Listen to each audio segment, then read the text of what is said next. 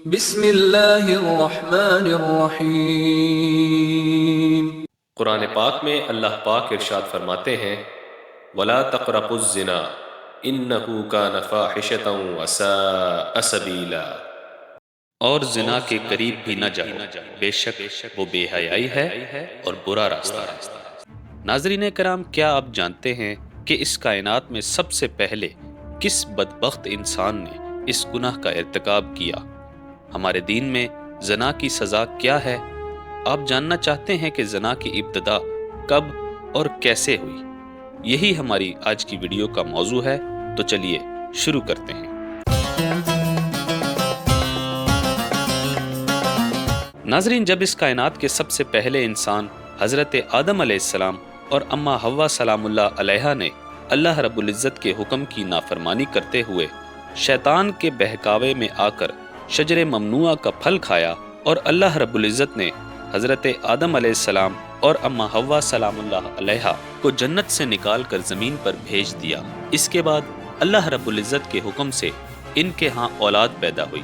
مختلف روایات کے مطابق اماں حوا کو 20 حمل ٹھہرے، جس میں سے 40 بچوں نے اس دنیا میں جنم لیا۔ ہر حمل سے ایک لڑکا اور ایک لڑکی کی پیدائش ہوئی۔ ایک حمل سے پیدا ہونے والے لڑکے کی شادی دوسرے حمل سے پیدا ہونے والی لڑکی کے ساتھ کر دی جاتی، جبکہ دوسرے حمل کے لڑکے کی شادی پہلے حمل سے پیدا ہونے والی لڑکی کے ساتھ کی جاتی تھی، اور ایک حمل سے پیدا ہونے والے لڑکا اور لڑکی ایک دوسرے کے بہن بھائی قرار پاتے۔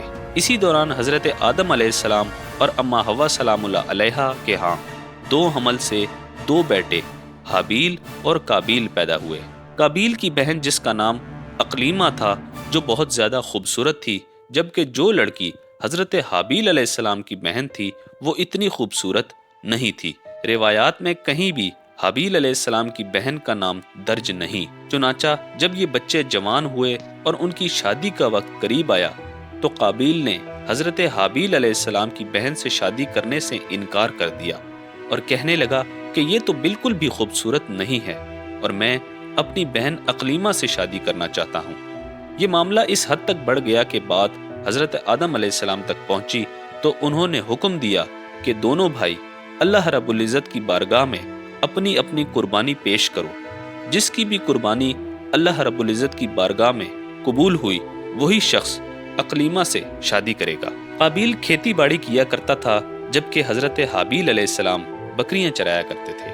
حضرت حابیل علیہ السلام نے اللہ رب العزت کی بارگاہ میں ایک بکری کا بچہ پیش کیا، جبکہ قابیل نے گیہوں کا گٹھا اللہ رب العزت کی بارگاہ میں قربانی کے طور پر پیش کیا۔ جب دونوں قربانیاں اللہ تبارک و تعالیٰ کی بارگاہ میں پیش کی گئی تو اس زمانے کے رواج کے مطابق آسمان سے آگ اتری اور اس نے حضرت حابیل علیہ السلام کی قربانی، جو کہ ایک بکری کا بچہ تھا، اسے نگل لیا، اور ثابت ہوا کہ اللہ رب العزت نے حضرت حابیل علیہ السلام کی قربانی کو قبول فرما لیا۔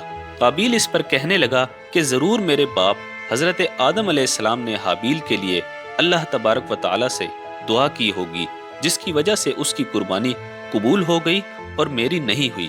قرآن پاک میں حابیل اور قابیل کا قصہ سورہ المائدہ میں بیان کیا گیا ہے۔ جب حضرت حابیل علیہ السلام کی قربانی اللہ رب العزت کی بارگاہ میں قبول ہو گئی تو قابیل نے حضرت حابیل علیہ السلام کو مارنے کی دھمکی دی۔ روایات کے مطابق حضرت حابیل علیہ السلام قابیل سے زیادہ زور آور اور طاقتور تھے، لیکن حضرت حابیل علیہ السلام نے اللہ رب العزت کے خوف سے اپنے بھائی سے کہا کہ اگر تم مجھے قتل کرنے کے لیے اپنا ہاتھ بڑھاؤ گے تب بھی میں تمہیں قتل کرنے کی غرض سے اپنا ہاتھ نہیں بڑھاؤں گا، کیونکہ مجھے اپنے رب کا خوف ہے۔ اگر تم اس حد تک پہنچ جاؤ کہ مجھے قتل کر دو تو اپنے گناہوں کے ساتھ ساتھ میری خطاؤں کا بوجھ بھی تمہارے کندھوں پر ہوگا۔ اس کے بعد قابیل نے شدید غصے میں آ کر حضرت حابیل علیہ السلام کے سر پر پتھر مارا، جس سے حضرت حابیل علیہ السلام کی موت واقع ہو گئی، اور اس طرح زمین پر ایک انسان کے ہاتھوں دوسرے انسان کا پہلا قتل ہو گیا۔ جب قابیل نے حضرت حابیل علیہ السلام کو قتل کر دیا تو وہ فکر میں پڑ گیا کہ اب اس کی لاش کو کیسے ٹھکانے لگایا جائے۔ وہ حضرت حابیل علیہ السلام کی لاش کو اپنے کندھوں پر اٹھا کر کئی دنوں تک مارا مارا پھرتا رہا۔ بعض مفکرین کا کہنا ہے کہ قابیل اپنے بھائی کو قتل کرنے کے بعد 1 سال تک ان کی لاش کو اپنے کندھوں پر اٹھائے پھرتا رہا، کیونکہ اس کو یہ پتہ نہیں تھا کہ اس لاش کا کیا کرنا ہے، کیونکہ اس وقت کوئی بھی انسان مرا نہیں تھا۔ پھر اللہ رب العزت کے حکم سے 2 کوے آئے اور ان دونوں نے قابیل کے سامنے لڑائی کی اور ایک کوے نے دوسرے کوے کو مار دیا۔ قابیل یہ سارا منظر بہت غور سے دیکھ رہا تھا۔ پھر کوے نے زمین کو کھود کر دوسرے کوے کی لاش کو اس میں ڈال دیا اور اوپر مٹی ڈال دی۔ قابیل یہ سب دیکھ کر افسوس کرنے لگا کہ میں اپنے بھائی کی لاش کو بھی چھپا نہیں سکا۔ اس منظر کشی کو دیکھ کر قابیل نے بھی اسی طرح کیا اور حضرت حابیل علیہ السلام کو زمین میں دفن کر دیا۔ ناظرین، جب حابیل علیہ السلام کو دفن کر دیا تو قابیل اپنی بہن اقلیمہ کو لے کر شیطان کے مشورے پر یمن کی طرف بھاگ گیا۔ چونکہ مسلسل شیطان اس کے پاس آتا رہتا اور اسے ڈراتا رہتا کہ تمہارا باپ تمہیں قتل کر دے گا، چنانچہ وہ اپنی بہن کو لے کر بہت دور دراز کے علاقوں میں نکل گیا اور وہاں اس نے سکونت اختیار کر لی اور حضرت آدم علیہ السلام کے دین کو چھوڑ کر پہلے آتش پرستی اور بعد میں بت پرستی شروع کر دی۔ ناظرین کرام، اس دنیا میں قتل و غارت گری، فساد، آتش پرستی اور بت پرستی کی بنیاد قابیل نے ہی رکھی، اور انسانی تاریخ میں سب سے پہلے زنا کا ارتکاب بھی قابیل نے ہی کیا۔ اس نے اپنی بہن اقلیمہ کے ساتھ زنا کیا۔ حضرت آدم علیہ السلام کو اپنے فرزند حضرت حابیل علیہ السلام کی موت کا بہت دکھ اور رنج تھا۔ حضرت آدم علیہ السلام ان کی یاد میں 40 سال تک روتے رہے، تو اللہ رب العزت نے انہیں حابیل علیہ السلام کے بدل میں ایک نہایت ہی نیک اور سعادت مند بیٹا عنایت فرمایا۔ حضرت آدم علیہ السلام اور اماں حوا سلام اللہ علیہا نے اپنے اس بیٹے کا نام شیس رکھا، جس کے معنی ہیں اللہ کا عطیہ۔ حضرت شیس علیہ السلام کو اللہ رب العزت نے نبوت کے مرتبے پر فائز فرمایا۔